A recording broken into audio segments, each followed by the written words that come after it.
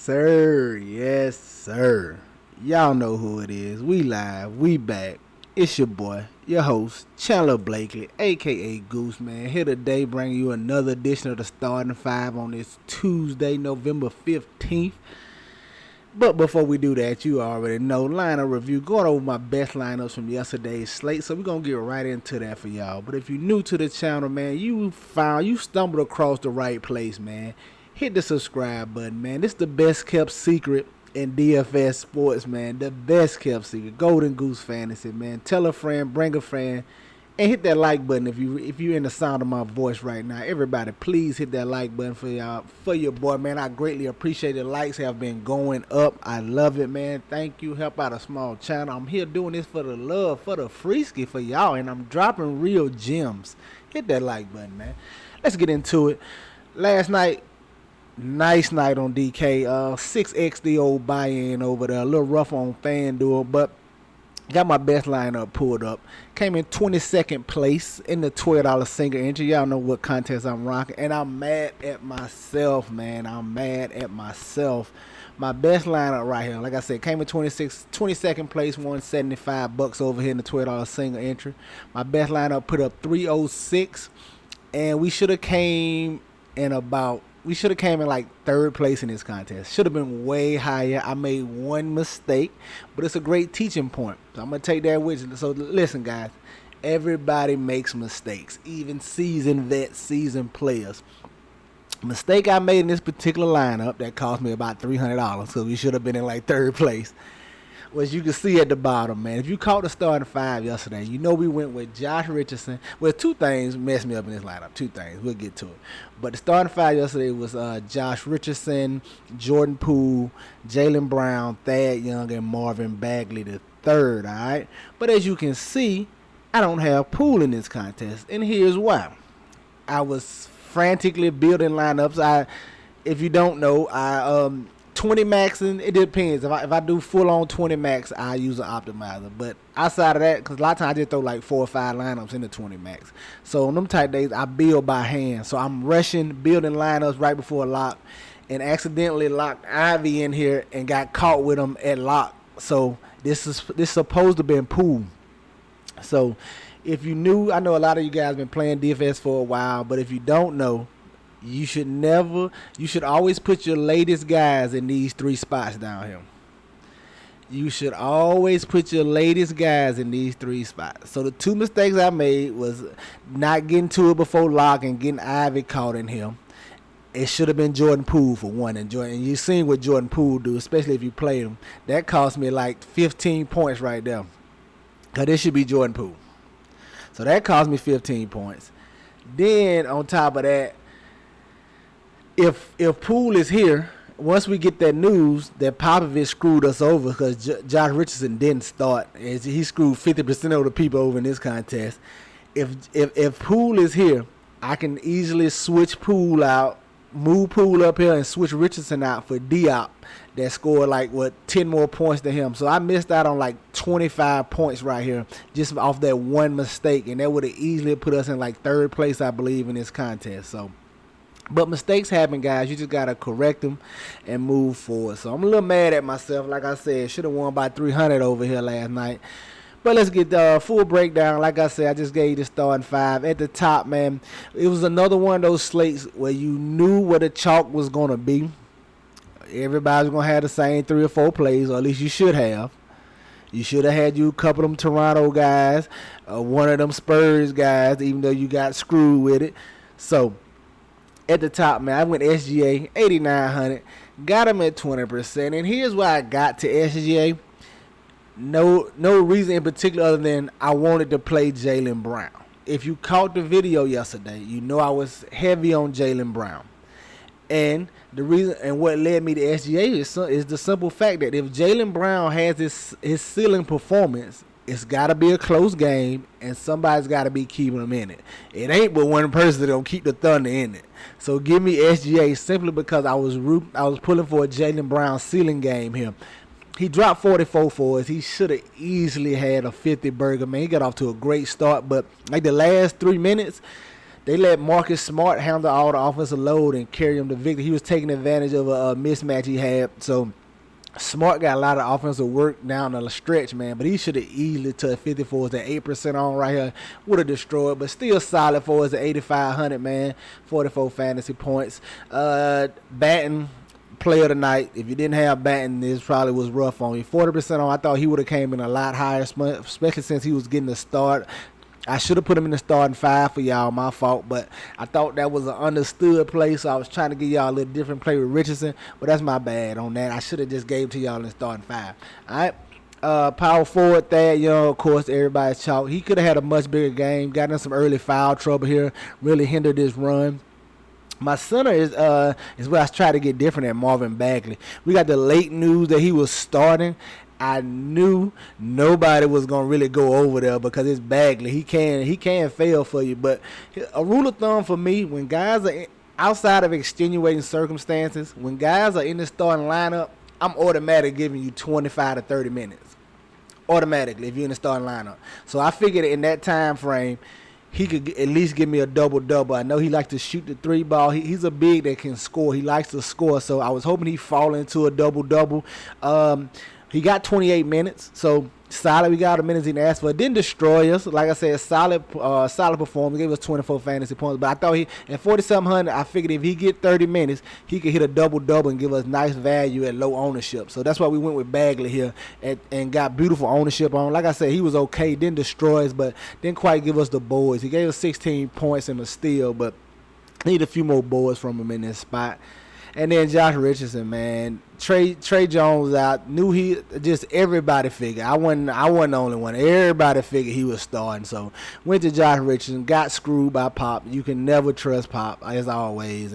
But he still didn't destroy you at 3,900. He still got 23 fantasy points. But like I said, I would have switched to Diop once I saw he was starting. Diop gave you like 32 fantasy points. So, and then Paul George right here, man. 10% on.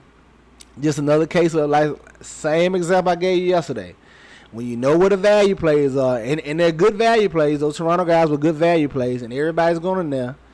To get different, give me the pay up option. Nobody's going to. Everybody was going to Steph and Giannis.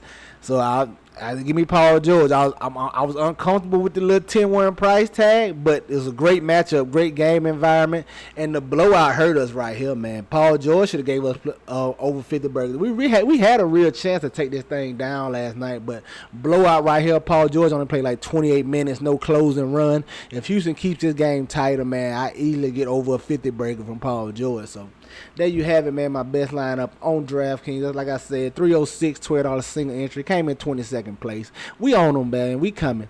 We own them. Let's go look at FanDuel. Now, FanDuel was a tragedy. If you saw the FanDuel start 5, I went more chalky over here with the likes of Reggie Jackson. He was still a little chalky because of the price tag over here. Jaylen Brown stayed with. I told you yesterday I was playing him across both sites. I did not care. Scotty Barnes, once again, man.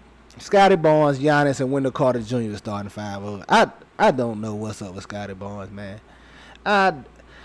And the crazy thing about it, he actually shot pretty decent today.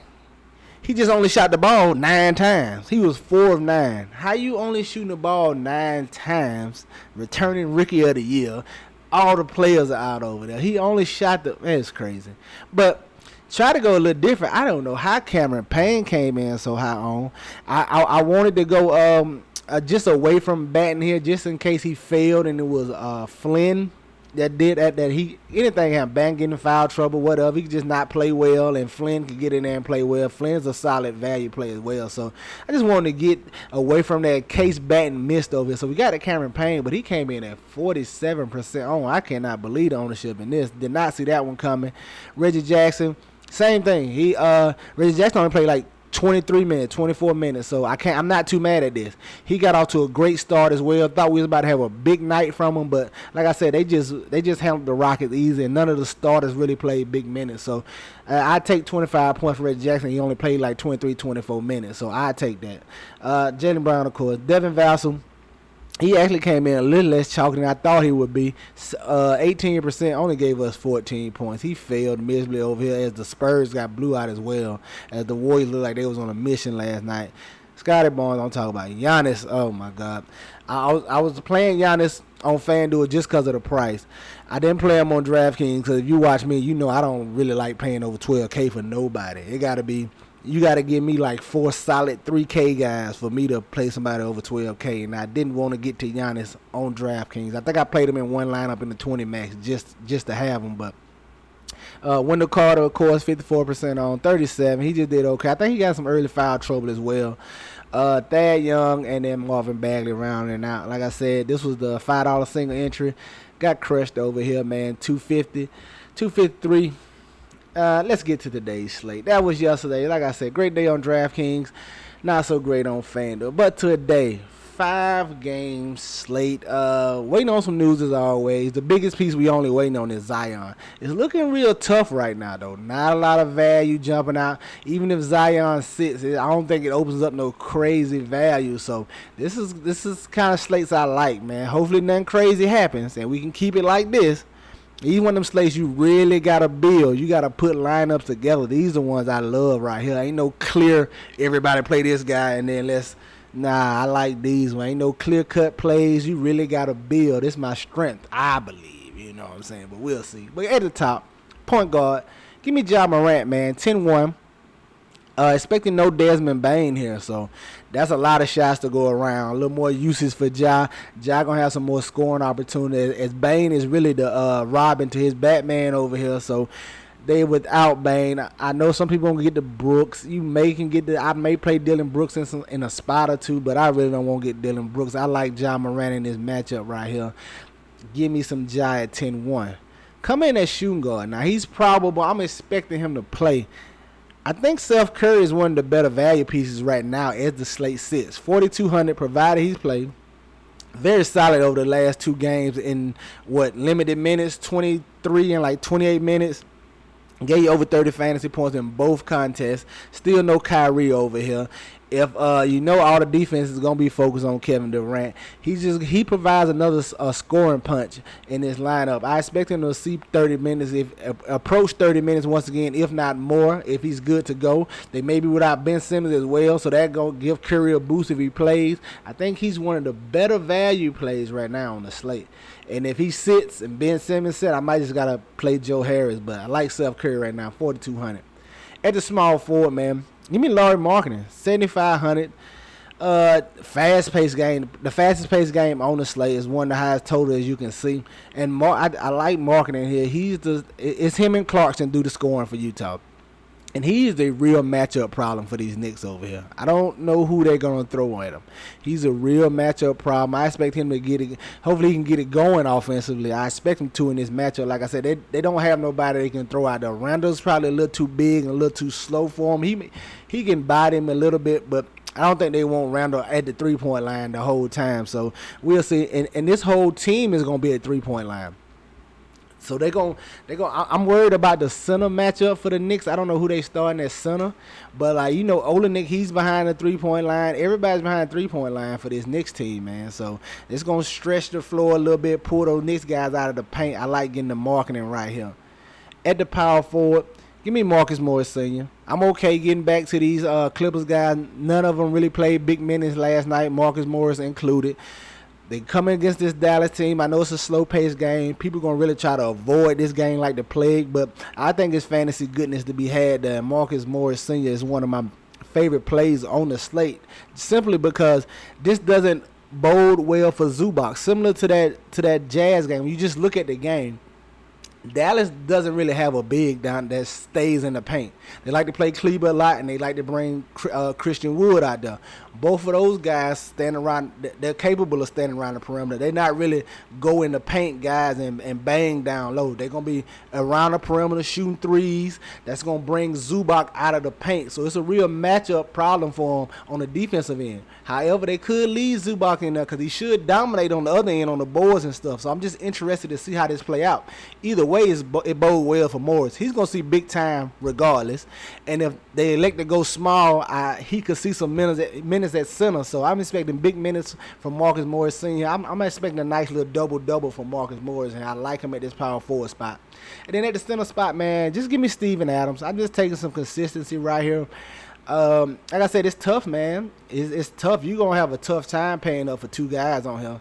This definitely a slate. You probably gonna have to pick one and then just go balance around that. We'll see, like I said, how the value works out. But just give me a consistent guy, 5,500 and Steven Adams. All right, there you have it, man. You're starting five for DraftKings: Ja Morant, Seth Curry, Laurie Marketing, Marcus Morris Sr., and Steven Adams. Get you some exposure to these guys. Get them in your player pool. All right, go take a look at FanDuel, see what I'm feeling over there. Coming in at FanDuel, man, at the top, give me Jordan Clarkson, 6,200. I like this price tag on him. Like I said, this is one of the fastest paced games on the slate. I expect him in marketing to keep them in this game. Right? I expect this to be a pretty decent game as far as they're concerned, like a closer game and a high paced game shooter. I'm expecting to get up and down. I like Jordan Clarkson at 6,200. Them the type of environments he thrives in. Any type of game is gonna get up and down, be a lot of shots, can push the pace. Them the type of games Clarkson thrive in. So I like getting the Jordan Clarkson at 6,200. Coming in at shooting guard, I'm looking at Conchar on FanDuel at 4K. I'm a little uncomfortable with his price on DK at 4,900. I really don't like that. I'm more of a fan over here on FanDuel at 4K, man. John Conchar should be in the starting lineup. Should see big minutes. He should fall into some stats, man. He can do a little bit. He can shoot a little bit. So, driving and kicking out, going to give him some open shots. He just got to knock him down. I like getting the contract right here at 4K on FanDuel. Coming in at the small forward, staying with Marcus Morris, 5,500. Like I said, just from a point per dollar play, value play, how the slate looks, Marcus Morris might be my favorite play on the slate right now, just across both sites. Like I said, I just broke down the matchup to you. I'm expecting a nice big minutes and a nice double-double from Marcus Morris in this spot right here. All right? Coming in at my power forward, give me Julius Randle, 7,500. Like I said, I know Utah is going to be beyond three-point line, but I know Randle ain't coming off the court no matter what. That's their guy. He's going to be playing. He should absolutely punish them on the offensive end. The play I'm worried about, like I said, is the center with the Knicks. I know Randle ain't coming out. It don't matter how it's going. Randle's going to play. And he is going to absolutely punish them down low on the offensive end. They don't have a body they can throw in. Marketing doesn't weigh enough. Olenek, no. Vanderbilt, he'll foul out. They put Vanderbilt over there. So give me Julius Randle, 7,500. Expect them to have a nice game here against these Utah Jazz. And then at the center, man, a guy I'm going to have interest in, Joe Val, man. Like I said, we waiting on that Zion news. If he's out, I think that bodes well for more minutes for J Val here in this spot. Even if he plays, I still think he could get a little more minutes in this matchup because they're playing the Memphis Grizzlies, and the Grizzlies like to leave Steven Adams out of there. A bigger-bodied, defensive-minded, rebounded-minded center. So they don't really go small. So if that's the case, if Adams is going to see 30-plus minutes, I think Valanciunas can get 28, hopefully 30 minutes in this spot, man. 25 to 30 minutes. And J-Val, he just got to get the minutes. If he gets the minutes, he can destroy for you. Big double-double threat. So we just got to hope he get the minutes here in this spot going against Steven Adams, man. Waiting on that news. But I'm going to like J-Val a little bit right here at 6,200, all right? There you have it, man. My starting five for FanDuel. J-Val, Julius Randle, Marcus Morris, John Conchar, and Jordan Clarkson. Get you some exposure to these guys. Get them in your player pool. Be sure you follow them on Twitter for updates to the starting five, man. That's going to do it for us here today. Y'all know the motto. Chances make champions. Y'all green up, man. I'm going to catch y'all next time, all right? Let's get it.